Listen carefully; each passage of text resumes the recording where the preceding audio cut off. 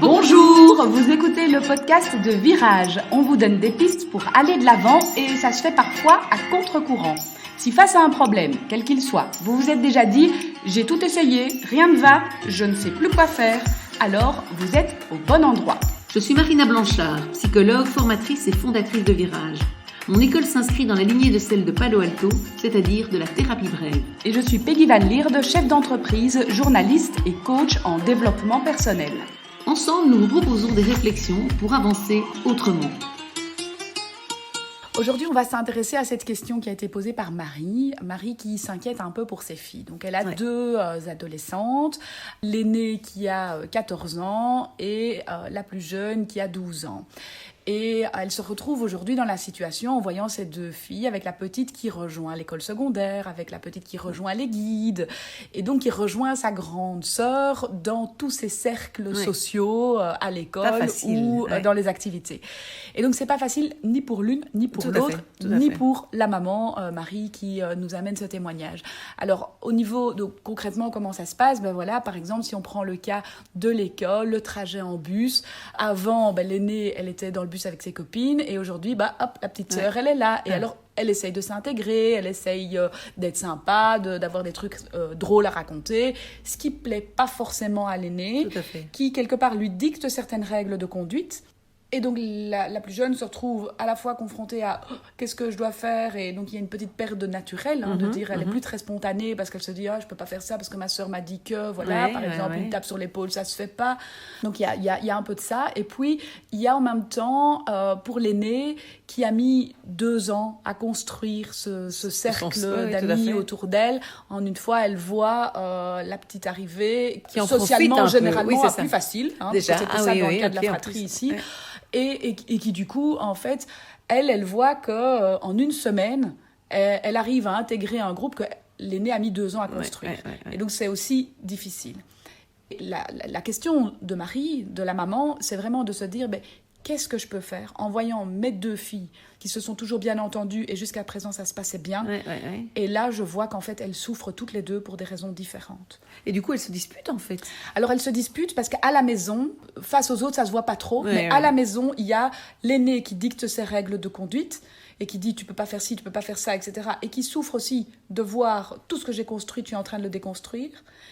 Et la plus jeune qui pensait bien faire et aussi qui était très spontanée, très bien dans ses baskets et qui arrive et qui en fait se trouve à la fois rabrouée et en même temps se dit je suis en train de pas pouvoir être copine avec ma sœur en fait. Il y a un peu de ça aussi. Donc il y a beaucoup de remise en question des 2 côtés à la maison et c'est pour ça que la maman en souffre parce qu'en fait la maman voit ça. Ça se passe pas en dehors de la maison, ça se passe dans la maison. Dans la maison, il y a les espèces de règlements de compte un peu, l'aîné qui dit à l'autre voilà, tu vas faire, c'est ça en fait les règles elle les donne pas devant les autres, c'est à la maison qu'elle lui dicte. Et où la petite se défend plutôt Et la petite se défend en essayant de dire moi j'essayais d'être sympa. En fait je pense qu'elle se rend pas spécialement compte. La petite elle a fait comme toujours, comme elle faisait avec ses copines auparavant. Et puis arrive par exemple, donc là c'était la rentrée des classes avec le bus, mais quelques semaines après les mouvements de jeunesse ou les activités, finalement peu importe l'activité, mais la petite sœur qui arrive aussi et donc la grande sœur qui dit ça y est elle est encore là quoi. Oui, c'est ça. Et donc la maman elle intervient. Alors la maman essaye de raisonner l'une et l'autre parce que son cœur de maman fait qu'en fait elle voit ses 2 enfants souffrir et donc elle se dit je vais essayer d'aplanir les choses, donc elle essaye en fait d'expliquer les règles de société, d'expliquer, chacune va devoir s'adapter, mettre de l'eau dans son vin, peut-être pas à cet âge-là. Oui, c'est ça. Mais en tout cas, que chacune va devoir s'adapter à l'autre et aux fréquentations de l'une et l'autre. Et du coup, elle a l'impression que ça marche pas trop. Enfin, si elle t'en a parlé. En tout cas, pour l'instant, la situation est statu quo. Quoi. Oui, c'est ça. La souffrance de la maman est double, de voir ses filles ne plus s'entendre comme avant et de voir que chacune souffre aussi de la situation. Oui, c'est ça. Oui, c'est ça, c'est difficile. Et c'est clair que pour une maman, on a toujours tellement envie que les enfants s'entendent bien que c'est difficile. Et donc, en fait, moi, j'aurais tendance à dire que ce qui est intéressant, c'est que la maman puisse effectivement les rejoindre chacune dans comment c'est difficile pour chacune. Donc dire à la grande, bah oui, c'est pas chouette pour toi, c'est vrai, t'as la petite qui est là, on peut rien y faire, bah, c'est normal qu'elle prenne le bus pour aller à l'école puisque vous êtes dans la même école et je vais pas changer d'école. Elle arrive chez les guides et d'ailleurs tu dois pas être la seule à avoir une petite sœur ou un petit frère. Les petits frères ils arrivent peut-être à l'école mais pas chez les guides justement, mais voilà, avoir quelqu'un qui arrive et ce qui t'envahit un peu dans ton monde à toi, c'est vrai que c'est pas chouette.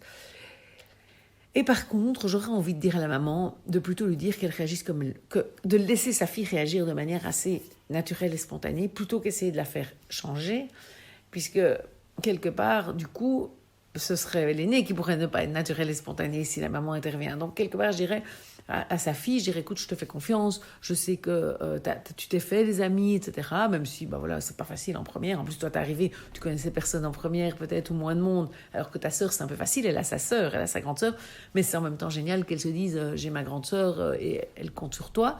Mais en même temps, voilà, t'es pas obligé de la laisser rentrer dans ton cercle d'amis. Tu peux la mettre, la mettre plus à l'écart. Tu peux te dire, bah voilà, elle fait ce qu'elle veut et moi je m'occupe de mes amis. Et donc je pense que c'est vraiment, moi je pense que l'idéal c'est que la maman puisse à la fois rejoindre comment c'est difficile pour chacune de ses filles. Et donc avec la petite, si je le verbalise, je dirais à la petite, ben voilà, c'est vrai que c'est difficile, ta sœur, tu vois, elle a ses amis à elle, et c'est vrai qu'elle a envie d'être avec ses copines à elle. Toi, peut-être si t'es avec tes copines, t'aurais pas envie d'avoir une petite de 10 ans qui vient avec tes copines. Et donc voilà, ta sœur, elle ressent ça, mais toi, je comprends bien que pour toi, c'est pas chouette, et surtout la rejoindre sur ce qu'elle ressent elle, en disant, bah oui, c'est pas chouette quand elle te fait une remarque, alors, ou qu'à la maison, elle te dit, tu peux pas faire ça, tu peux pas faire ça, je comprends bien que ce soit pas chouette, en même temps, voilà, c'est son point de vue à elle, et donc, toi, tu vas te débrouiller avec ça, je sais bien que tu as les ressources, tu vas te faire d'autres amis, et tu vas te rencontrer d'autres, et donc, moi, j'aurais tendance à dire à la maman de pouvoir rejoindre chacune là où c'est pas facile, valoriser les ressources de chacune, valoriser chez l'aînée le fait que c'est vrai qu'elle s'est fait des amis alors qu'elle débarquait toute seule, que c'était plus difficile, que connaissait peut-être personne dans le bus ou peut-être une copine mais voilà qu'elle connaissait pas bien, et dire à la petite qu'on fait confiance à sa spontanéité, le fait qu'elle va se faire des potes et tout ça. Mais je pense qu'il faut pas qu'elle intervienne par contre entre ses filles et qu'il faut pas, parce que souvent les parents essayent de défendre l'une par rapport à l'autre et l'autre par rapport à l'une, et donc ils vont aller chez une en disant mais tu dois être gentil avec ta petite sœur, et à la petite mais tu dois respecter, et en fait du coup l'enfant a juste l'impression que les parents défendent l'autre.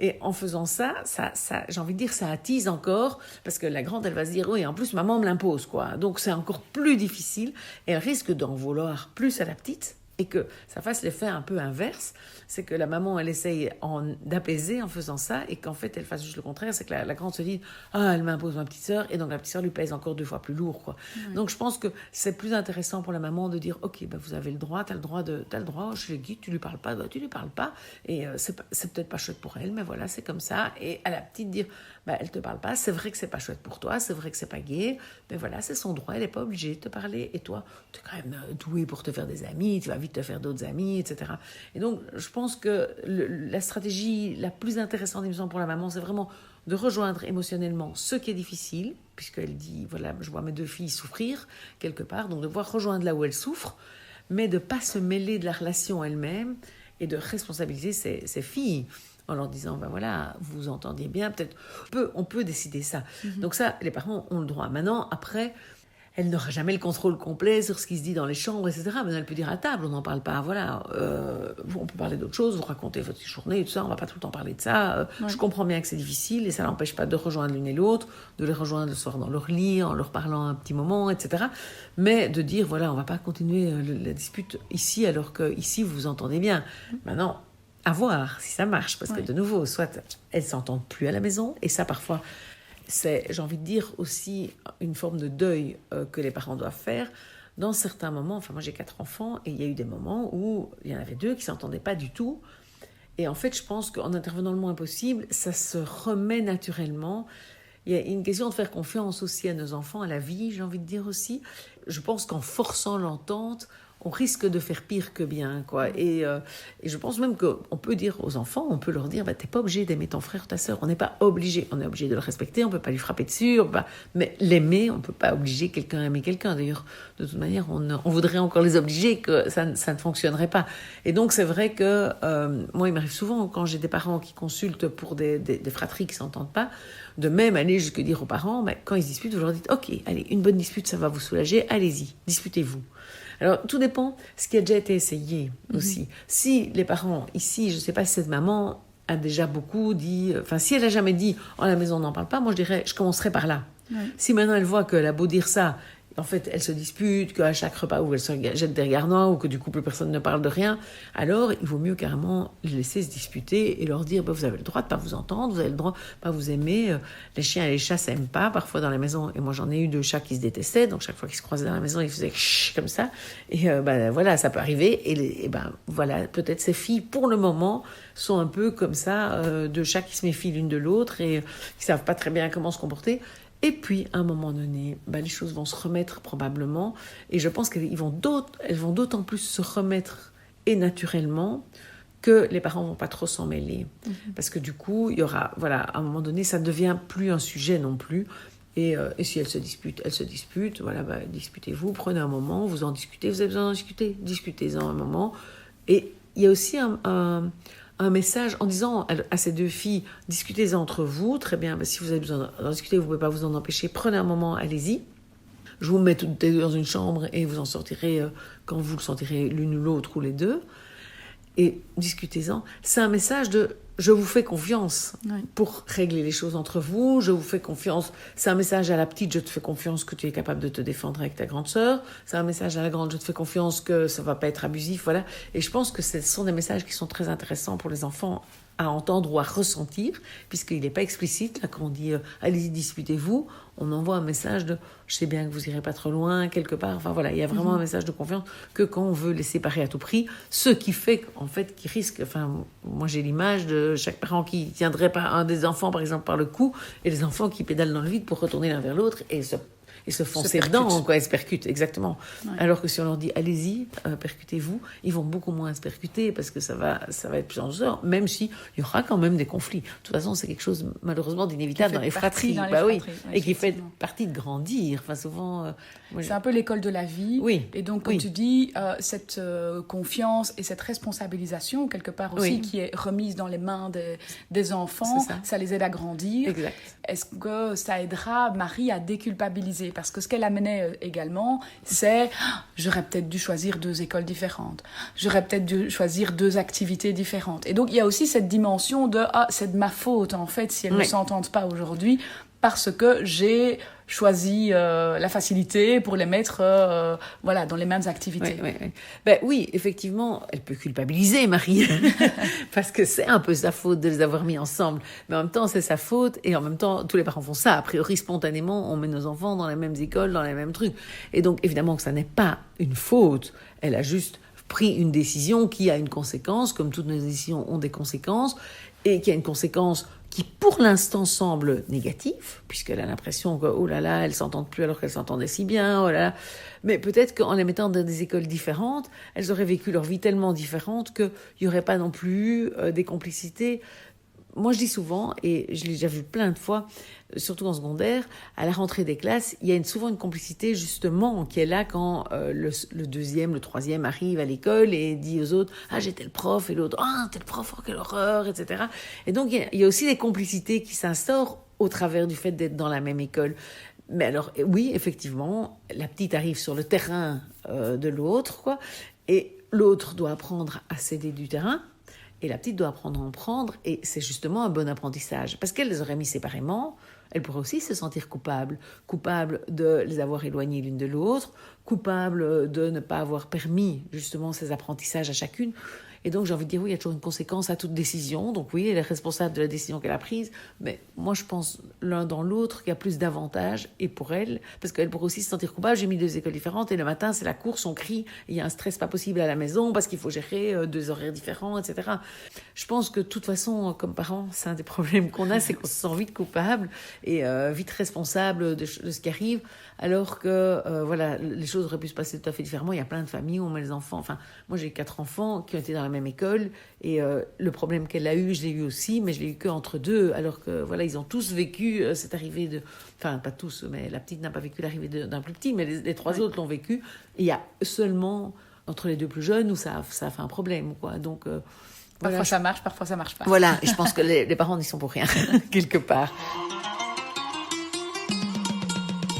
Donc, que retenir aujourd'hui de cet épisode ? L'écoute de l'émotion des enfants, quelle que soit sa position, est importante. C'est vraiment accueillir, légitimer ce qu'elle est en train de ressentir sans tomber dans le conseil ou dans le dictat de tu dois faire ci ou comme ça. J'aurais envie d'ajouter, on voudrait tellement que nos enfants n'aient jamais d'émotions négatives et ne souffrent jamais. En fait, il y a aussi ce côté, je dois accepter que mon enfant souffre parce qu'en fait, ça le fait grandir. Parce que c'est la vraie vie, comme tu l'as dit. Et si c'est pas maintenant avec sa sœur, ça aurait pu être quelque chose de beaucoup plus violent avec quelqu'un d'autre à un moment donné, parce qu'elle aurait marché sur les plates-bandes. Et donc, c'est peut-être intéressant que la petite apprenne que, oui, il y a des plates-bandes à respecter, que, voilà. Et que la grande, ça aurait pu être aussi très violent d'avoir quelqu'un d'autre que sa petite sœur qui vienne dans son territoire. Et donc, peut-être que, finalement, elles ont de la chance que ça leur arrive, quoi. Mais ça passe par un moment douloureux.